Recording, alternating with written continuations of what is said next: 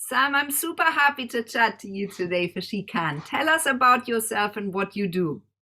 I'm a nutritional therapist, so I see people who have all sorts of various problems, have been to see doctors, therapists, and then come and see a nutritionist when it seems all else has failed and they can't find the solution they want to their health and well-being. And they're like, I don't know what to do. I can't get well.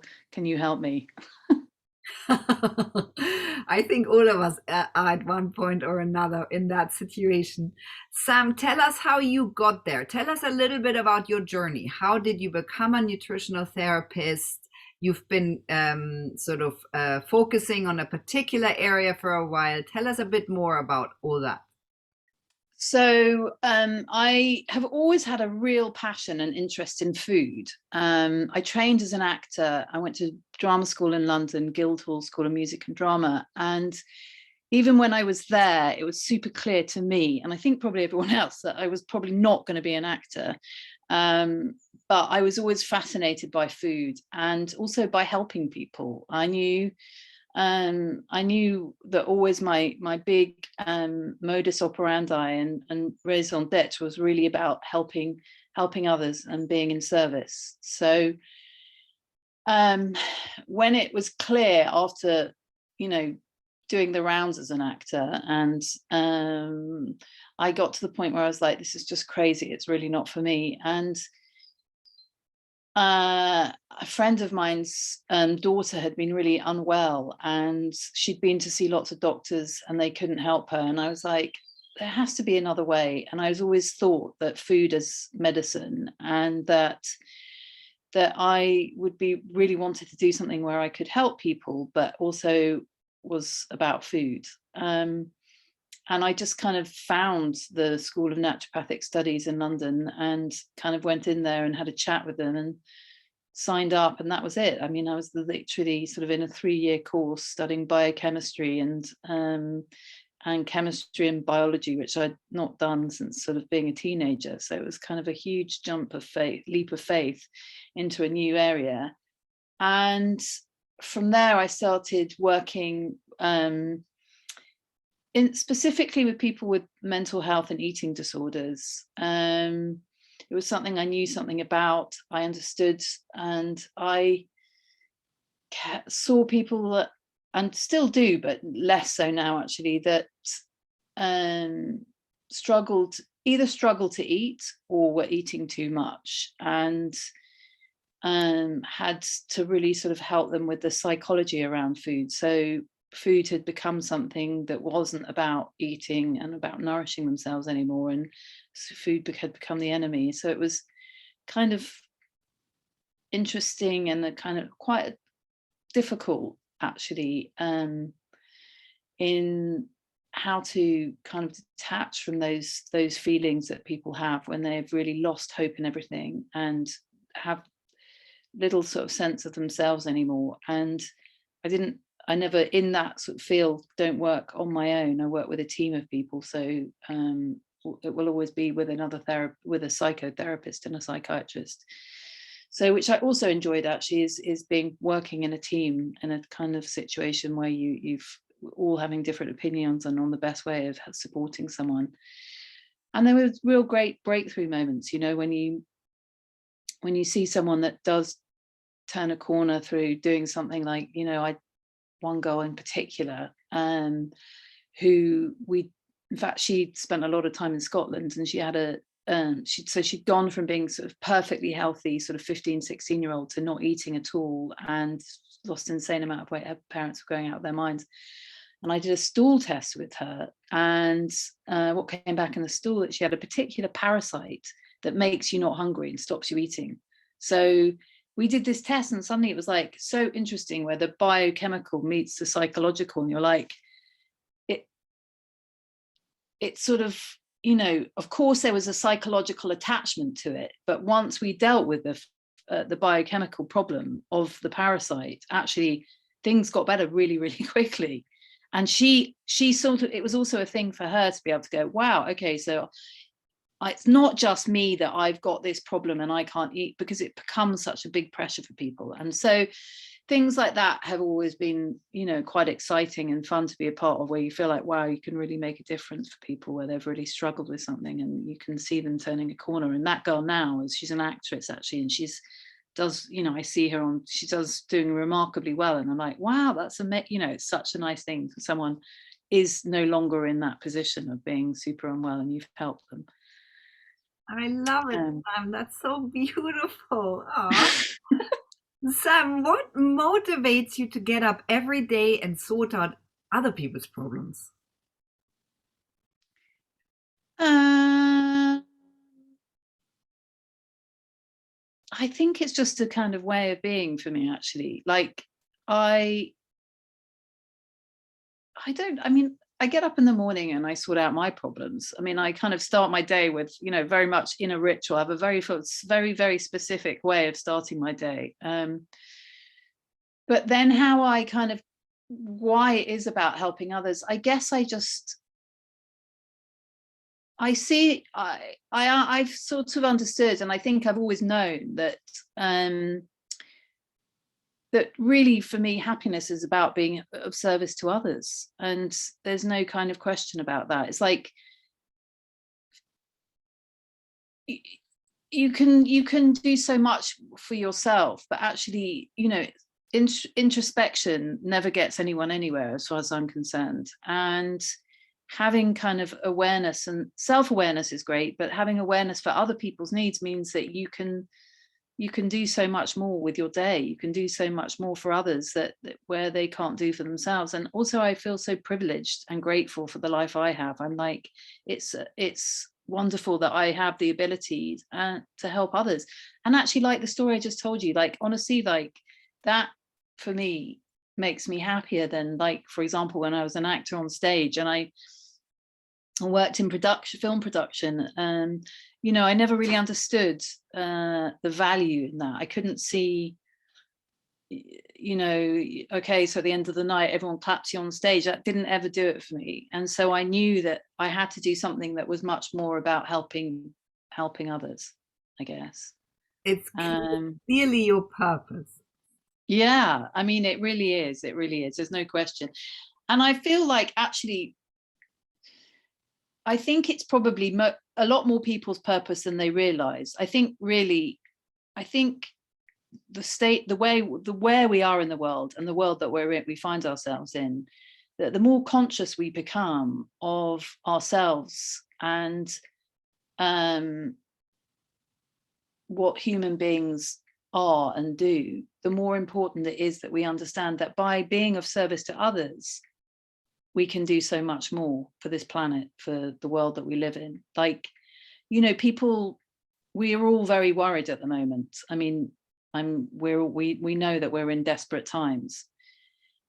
I think what I really understand more and more every day is that to change that, to really make a difference, it's not about complaining about the politicians that we live with, or being in desperation with the facts of the things we can't change. It's about doing the things we can do.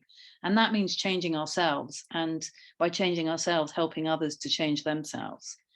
Because it's not going to be those people out there that are going to change anything for us. It's about us, our own change, our own way of relating to others, and how they then relate to others. And I think I'm so kind of adamant on, it's about that's how we'll make a difference, like how we manage our energy, how we manage how our thought process is, and our ways of being. That's for me, it's now like, it's not even a question of choice. It's actually kind of, it's imperative. There's no other way.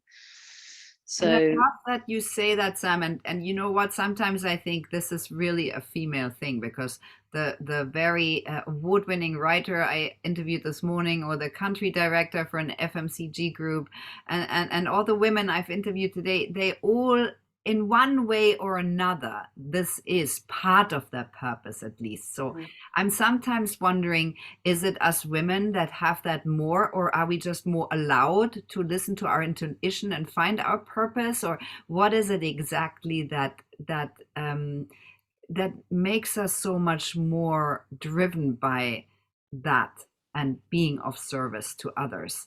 I don't know. I mean, it's funny. I think women probably have more of an ability to kind of to address it, to address that need to be of service, and that the importance of what it means to help others, like understanding, it's a cliche, isn't it? It's stereotypical of women being the sort of the mothers of the world.